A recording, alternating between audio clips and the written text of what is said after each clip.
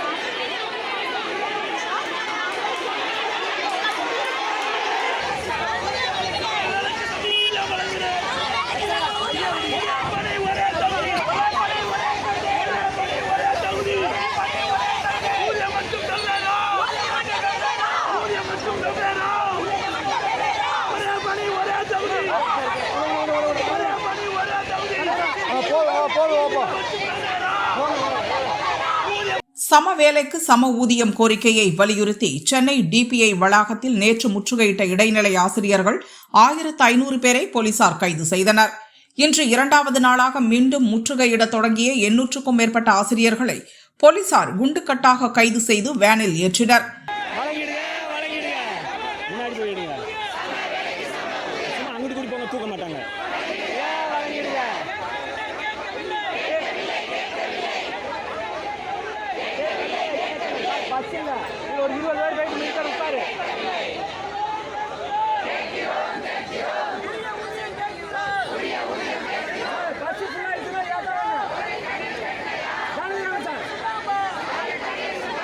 ஐநூற்றுக்கும் மேற்பட்ட போலீசார் பாதுகாப்புக்காக குவிக்கப்பட்டுள்ளனர். நேற்று இதேபோல் கைது செய்து பஸ்ஸிலேயே சென்னையை சுற்றி வந்ததால் பரபரப்பு ஏற்பட்டது. இறுதியாக மாலையில் அவர்களை போலீசார் விடுவித்தனர்.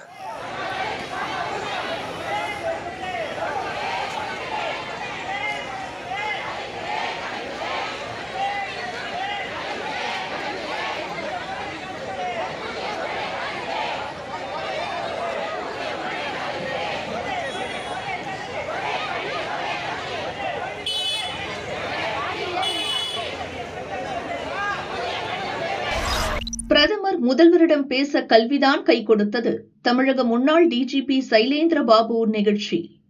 கன்னியாகுமரி மாவட்டத்தைச் சேர்ந்தவர் தமிழக முன்னாள் டிஜிபி சைலேந்திர பாபு. அவருடைய வீடு நூலகமாக மாற்றப்பட்டுள்ளது. அங்கு அரசு பணி தேர்வுகளுக்கு இலவச பயிற்சி அளிக்கப்படுகிறது. இந்த நூலகத்தின் 3வது ஆண்டு விழா இன்று நடந்தது. இதில் சைலேந்திர பாபு பங்கேற்று பேசினார். இந்த வீட்டிலிருந்து படித்துதான் வங்கி வேலை பெற்றேன். வங்கி வேலை செய்து கொண்டே சிவில் சர்வீஸ் தேர்வு எழுதி IPS ஆனேன். டிஜிபி வரை உயர்ந்தேன் என்று அவர் கூறினார். அக்ரிகல்ச்சர் காலேஜ் படிச்சுட்டு இந்த வீட்டில் உட்காந்து தான் பேங்க்குக்கு படித்தேன். பேங்க்கு நான் படித்து எழுதுனதும் உடனே எனக்கு அப்பாயின்மெண்ட் கிடச்சிட்டு, ஆனால் எனக்கு நான் பேங்க்கில் ஜாயின் பண்ணவே இல்லை. 2 வருஷம் ஜாயின் பண்ணலை. ஏன்னா நான் MSc படிச்சுட்டு இருந்தேன். அங்கே வேலையும் போச்சுன்னு தான் சொன்னாங்க. பிறகு 2 வருஷம் கழிச்சு நான் சென்னையில் போய் விசாரித்தா உங்கள் பேர் இருக்குது, நீங்கள் சேரத்துனா சேரலான்னு சொன்னாங்க. அன்னைக்கே சேர்ந்துட்டேன். அதாவது பேங்க்கு ஆஃபீஸர் வேலை கிடச்சுமே 2 வருஷம் தான் போகலை. படிக்க போகிறேன்னு போயிட்டேன். பிறகு போய் கேட்டவன வேலை கொடுத்தாங்க.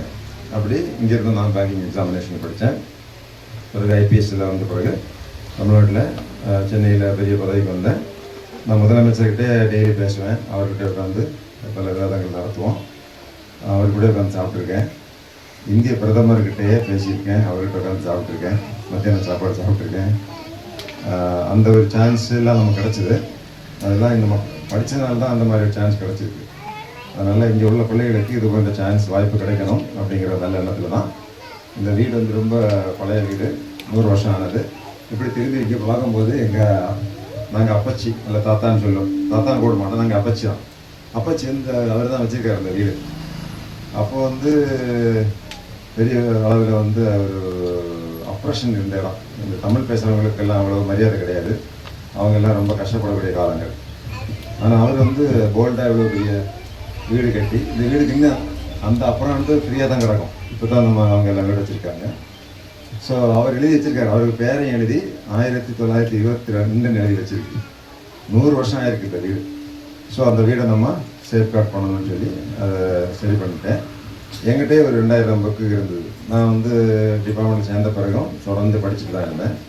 ஒரு சட்டம் படித்தேன், ஒரு MA படித்தேன், ஒரு கம்ப்யூட்டர் சயின்ஸ் சம்மந்தமாக படித்தேன், சைபர் கிரைம் சம்மந்தமாக படித்தேன், ஒரு PhD படித்தேன். படித்த புத்தகங்களெல்லாம் நான் பத்திரமாக தான் வச்சுருந்தேன். அந்த புக் வைக்க இடம் இல்லை. அதனால் இந்த புக்கை எல்லாம் கொண்டு வச்சு பிறகு யோசித்தேன். இந்த மாதிரி இந்த ஏரியாவில் உள்ள பிள்ளைகள் வாசிக்க பழகினா ஒரு வேளை அவங்களுக்கு நாளைக்கு டிபார்ட்மெண்ட்டில் சேர்கிறதுக்கோ, இல்லை கவர்மெண்ட்டில் சேர்கிறதுக்கோ, சென்ட்ரல் கவர்மெண்ட்டில் சேர்கிறதுக்கோ, இல்லை ஹையர் எஜுகேஷன் போகிறதுக்கோ ஒரு சான்ஸாக இருக்கும். ஏன்னா இன்றைக்கும் ஒரு சமுதாயத்தில் ஒரு சதவீதம் அது 5% இருக்கலாம், 10% இருக்கலாம். நம்ம எல்லாம் பார்க்கும்போது ஒரு 50% ஆட்களுக்கு படிக்கக்கூடிய சௌகரியங்கள் கிடையாது. பணியாறுவாங்க, நம்மாட்டி வேலைக்கு போவாங்க, அப்படி தான் இருந்தாங்க. இப்போ அந்த எண்ணிக்கை குறைஞ்சாலும் இன்றைக்கும் கொஞ்சம் வசதி இல்லாத குடும்பங்கள் நிறைய இருக்க தான் செய்யுது. அப்போ அங்கே உள்ள பிள்ளைகளுக்கு சில டைமில் படிக்க இன்ட்ரெஸ்ட் இருக்கும், வீட்டில் சூழ்நிலைகள் சரியாக இருக்காது. அப்போ அவங்களுக்கு காலேஜில் படிக்க வைக்கிறதுக்கு நாங்கள் முதல்ல முயற்சி எடுத்தோம். அதில் எனக்கு சுதீர், அதே மாதிரி பாலச்சந்தர், சுதன், இன்னும் நிறைய ஃப்ரெண்ட்ஸ் எல்லாம் ஹெல்ப் பண்ணி நாங்கள் ஆரம்பத்தில் இருந்து இப்போ இல்லை, எனக்கு கிளாஸ்மேட் ஒருத்தர் இருந்தான் சுந்தர்ராஜன் சொல்லி, அவங்க ஃபுல்லாக நல்லா படிப்பாங்க. அது ஒரு 20 வருஷம் மேலே இருக்கும். அந்த பிள்ளைக்கு வந்து அட்மிஷன் கிடச்சிது. ஆனால் அவளை படிக்க வைக்க வசதி இல்லை. அந்த டைமில் நான் 5 லட்ச ரூபா வாங்கி கொடுத்தேன் அவளுக்கு. இப்போ ஒரு 20 வருஷத்துக்கு முன்னாடி. இன்றைக்கி அது 50 லட்சம் இப்போ கம்பெனியில் சொல்லி. சுந்தரராஜன் தெரியுங்களா? அவன் கொஞ்சம் குடியாரன், பிறகு வந்து இறந்துட்டான். ஆனால் பிள்ளை வந்து எல்என்டி படித்து முடிச்சோன்னே எல்என்டியில் போய் ஜாயின் பண்ணேன். எல்என்டியில் பண்ணி என்ன காட்டில் நிறைய சம்பளம் அவளுக்கு அந்த டைமில். அதுலேருந்து ஆரம்பித்து நாங்கள் முடிஞ்ச வரைக்கும் நிறைய பிள்ளைகளை இன்ஜினியரிங் காலேஜில் சேர்த்து விட்டோம். அதில் சென்னையில் உள்ள சென்ட் ஜோசப் இன்ஜினியரிங் காலேஜ், பல்வேறு காலேஜில் சேர்த்து விட்டு ஏதாவது ஒரு வகையில் அவங்களுக்கு நாங்கள் ஃபீஸ் கட்டிட்டு வந்தோம். அப்படி கொஞ்சம் பிள்ளைகள் இன்னைக்கு நல்ல நிலைமையில் இருக்காங்க. கனவு நனவானது, போலாம் ரைட். பெருமையுடன் பஸ் டிக்கெட் கொடுத்து மகிழும் பகவதி.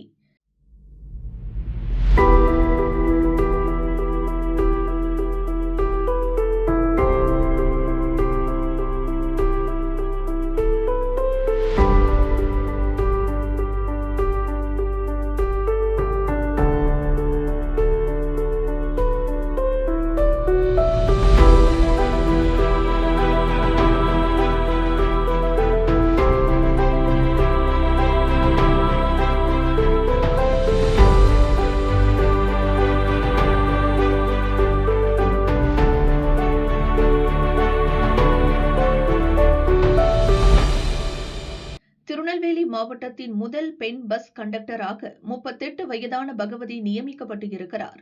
தென்காசி மாவட்டம் சங்கரன்கோயிலைச் சேர்ந்த பகவதி தற்போது திருநெல்வேலி டவுன் அரசு மருத்துவமனை வழித்தடத்தில் இயக்கப்படும் நகர பஸ்ஸில் பணியாற்றுகிறார். கண்டக்டர் பணி கிடைத்ததன் மூலம் பகவதியின் 25 ஆண்டுகால கனவு நிறைவேறியிருக்கிறது. கனரக ஓட்டுநர் உரிமமும் பெற்றுள்ளார். கனரக வாகனத்தை திறம்பட ஓட்டும் திறன் தம்மிடம் இருப்பதாக நம்பிக்கையுடன் கூறுகிறார். பகவதியின் கணவர் வைரமுத்து லாரி டிரைவர். 1/4 நூற்றாண்டு கனவு நனவானதில் பகவதி மகிழ்ச்சியில் உள்ளார்.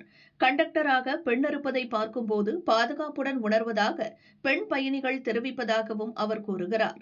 இதை ஒரு வேலையாக மட்டும் பார்க்காமல் சமூக சேவையாக செய்வதாக கூறும் பகவதி, தம்மை போலவே நிறைய பெண்கள் போக்குவரத்து துறைக்கு வர வேண்டும் என்கிறார்.